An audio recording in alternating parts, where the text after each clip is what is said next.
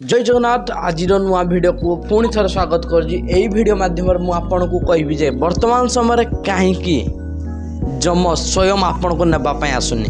पूर्व काल में कहुए कि मृत्यु समय स्वयं आमको जम नापी आसती कि कहीं कौन गोरे गोरे लोक भावुं कली जगह मुझे जानी तुम जहाँ भावुच कहीं एवं पर्यंत ग्यारंटी है नहीं मात्र छोट छोट कहानी माध्यम आम वर्णना करी मु पुराण शास्त्र अनुसार जीवारी चलो से कहानी को शुणी ना कहीं वर्तमान समय जम स्वयं नापी आसुना।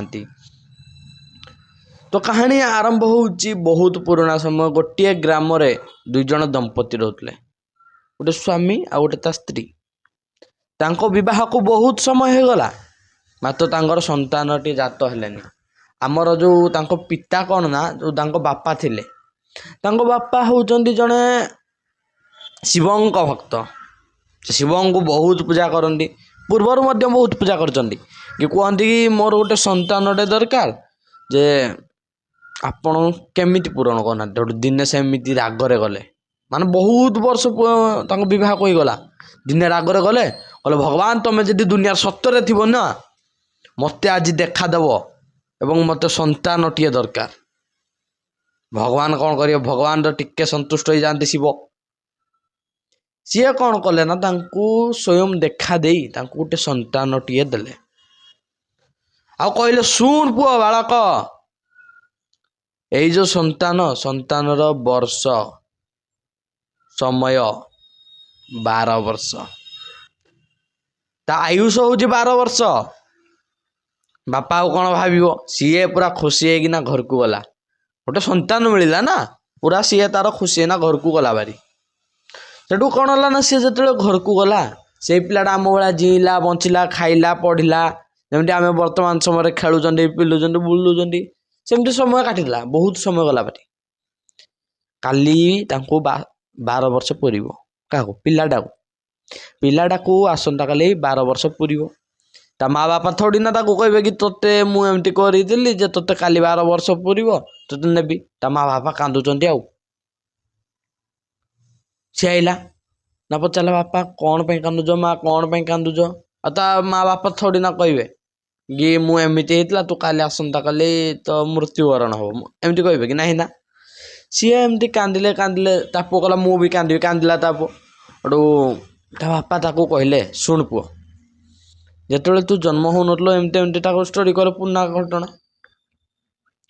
पुओ कहला रुहंतु बापा तुम कांदुच कांदनी जो ठाकुर मत जन्म देइचंदी ना सेही ठाकुर मत पुणी बंचेबे सी कौन कला आसंता काली 12 वर्ष पूरीब सी कौन कला आजी गला मंदिर रे बसला जो मंदिर रु शिव संतान से प्राप्त होता पिता को से मंदिर को सी गला मंदिर रे बसला न खाई पी ओम ओम ओम उच्चारण कला ठाकुर को दर्शन कला ठाकुर को डाकिला स्मरण कला आसंता काली 12 वर्ष पुरला तथापि सी बसी शोनी खाएनी पीएनी स्मरण करुच्ची 12 वर्ष पुरला जम पठेला पूर्व काल जम जो आसे ना स्वयं जम आसेनी ता दूत मान को पठाए तो दूत मान को तार पठेले जो ताको धरी नासियो से जो गले दूत मान आसिले भारी किंतु दूत मान तो भितर को पशि पारे ना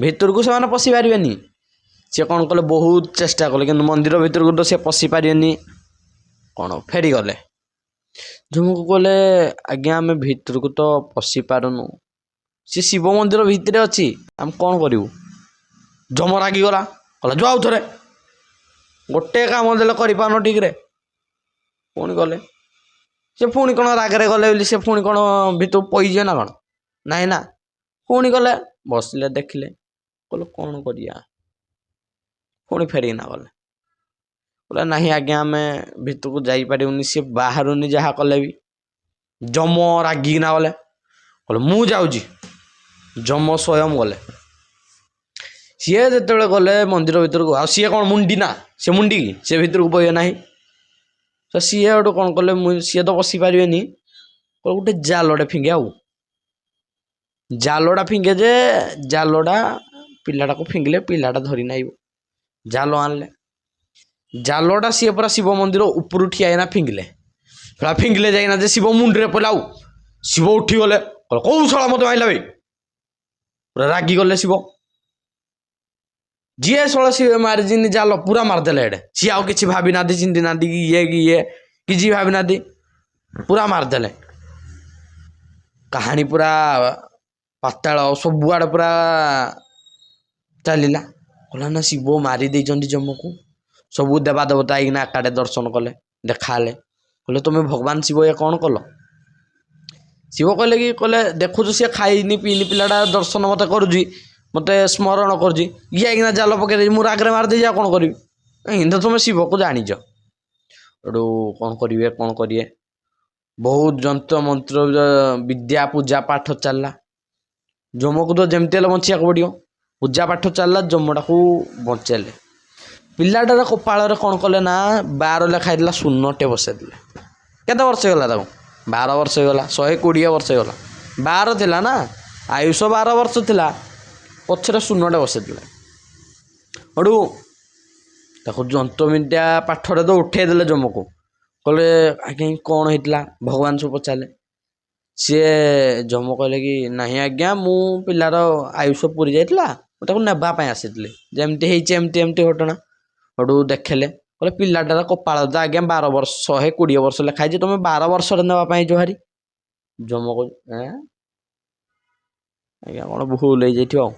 ହେଠୁ ବ୍ରହ୍ମା ବିଷ୍ଣୁ ସବୁ ଦେବା ଦେବତା କହିଲେ ତମର ଗୋଟେ ଭୁଲ, ତମେ ଆ ପରଠାରୁ ନି ଏଟା କଳିଯୁଗ ଚାଲୁଛି, ଆ ପରଠାରୁ ତମେ ନିଜେ ନେବା ପାଇଁ ଆସିବନି। କଣ କରିବ ନା ଯାହାର ସମୟ କାଳ ଆଇବ ଭାରି, ଯା ଆୟୁଷ ସରି ଆସିବ, ତାକୁ ଝାଡା ବାନ୍ତିରେ ମାରିଦେବେ, ଆକ୍ସିଡେଣ୍ଟରେ ମାରିଦବ, ନହେଲେ କୋଉ ରୋଗରେ ମାରିଦବ।